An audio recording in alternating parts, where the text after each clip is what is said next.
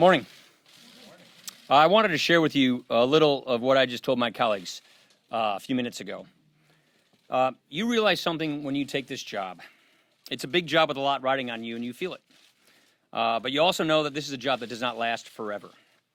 You realize that you hold the office for just a small part of our history, so you better make the most of it.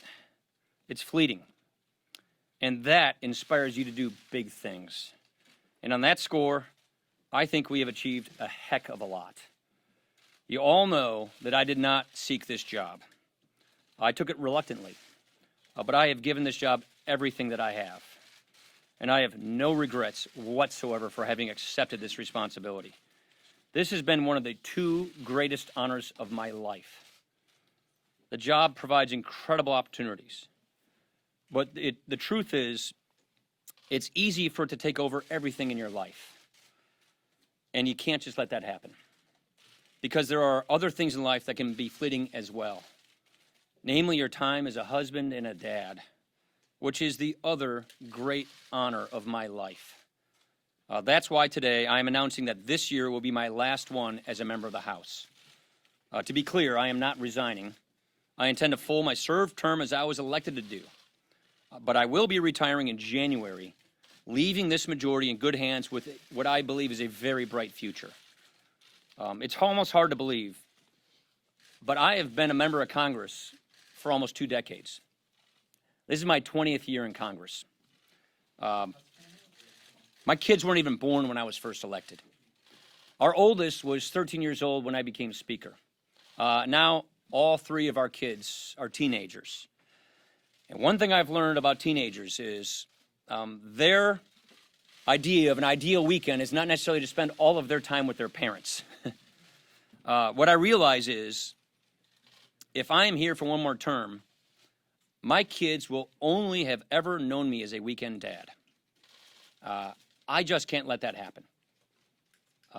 So I will be setting new priorities in my life, but I'll also be leaving incredibly proud of what we have accomplished.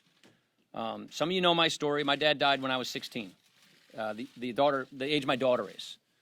And I just don't want to be one of those people looking back on my life thinking I spent more time with my kids when I know if I spend another term, they will only know me as a weekend father. So I'm really proud of what we've been able to do.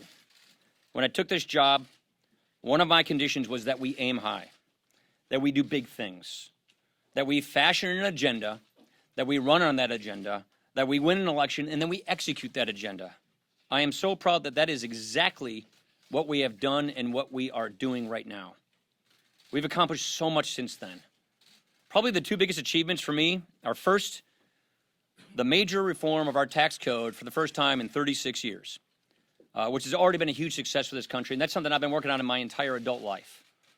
Second, something I got much, much more invested on since becoming Speaker, is to rebuild our nation's military.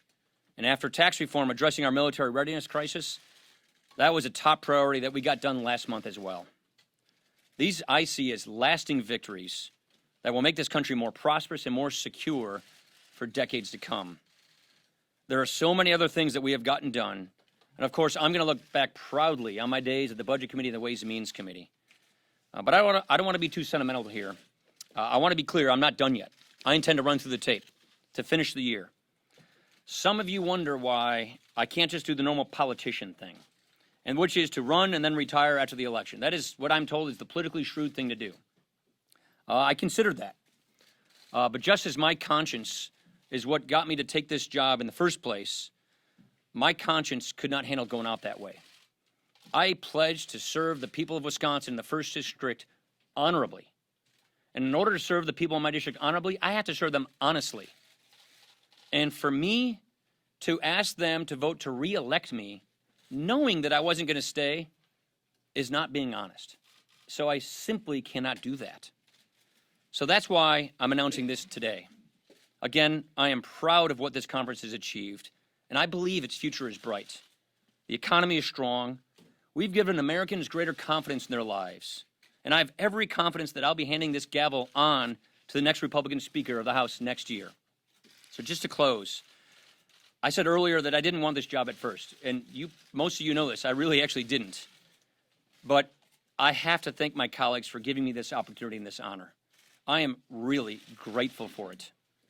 I also want to thank the people of Southern Wisconsin for placing their trust in me as their representative for the past 20 years. I've tried to bring as much Wisconsin to Washington as I can in that time. It's been a wild ride, but it's been a journey well worth taking to be able to do my part to strengthening the American idea. That pursuit is never ending. Much work remains, but I like to think I have done my part, my little part in history to set us on a better course. Thank you. Sherman. Will you remain as Speaker? Yes. You have no plans to call early leadership elections? Correct. I think it's tenable for you guys to have a 6-month leadership I election? do. Look, I know most speakers don't go out on their own terms. Tip O'Neill is probably the last one to do that. But Harry Reid, as Senate leader just last session, did this. He announced he wasn't going to run for again, and he stayed on as Senate leader. So, yes, that's what I'm going to do. You got your long-sought tax cuts and tax reform legislation approved, which you say you'll consider to be your greatest achievement. However, you're not sticking around for its biggest consequence, which is trillion-dollar deficits as far as the Congressional Budget Office's eye can see. Yeah. What's your response to that? So entitlement reform is the one thing the one other great thing that I've spent most of my career working on. I'm extremely proud of the fact that the House passed the biggest entitlement reform bill ever considered in the House of Representatives. Do I regret the fact that the Senate did not pass this? Yes. But I feel from all the budgets that I've passed, normalizing entitlement reform, pushing the cause of entitlement reform, and the House passing entitlement reform, I'm very proud of that fact. But yeah, of course, more work needs to be done. And it really is entitlements. That's where the work needs to be done. And I'm going to keep fighting for that. Let's go over here. Yeah. Mr. Speaker, did the chance that you might not be Speaker come November, if Democrats possibly take the House, factor at all into this decision? None whatsoever, actually. Look, you all know me. I didn't take this job to get the gavel in the first place. I'm not a guy who thinks about it like that. This really was two things. I have accomplished much of what I came here to do, and my kids aren't getting any younger. And if I stay, they're only going to know me as a weekend dad, and that's just something I consciously can't do. And that's really it right there. Yeah. Do you worry about the impact of your announcement on the 2018 midterms and perhaps sending a signal that the House is lost for Republicans? Yeah, I gave it some consideration, but I really do not believe whether I stay or go in 2019 is going to affect a person's individual race for Congress. I really don't think a person's race for Congress is going to hinge on whether Paul Ryan's Speaker or not. So I really don't think it affects it. Look, if we do our jobs, which we are, we're going to be fine as a majority. I'm grateful for the president to give us this chance to actually get this stuff done. I'm grateful that we have unified government that the president, with his victory, gave us so that we get all these big things done. We're going to have a great record to run on. We have a great economy, great accomplishments, more to do. And I really don't think that the American people are going to want to have the gridlock that the Democrats are promising. So I'm confident we can run through the tape and we can get this done. Bonus. On the president, he has been openly talking about firing Bob Mueller, potentially firing the Deputy Attorney General.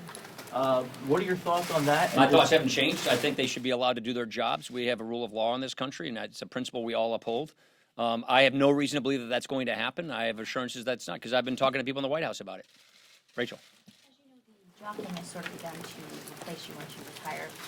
Who do you think would be good to lead the conference? Would McCarthy be able to do it? Scalise? I have great confidence in this leadership team. That's one thing that I'm really proud of.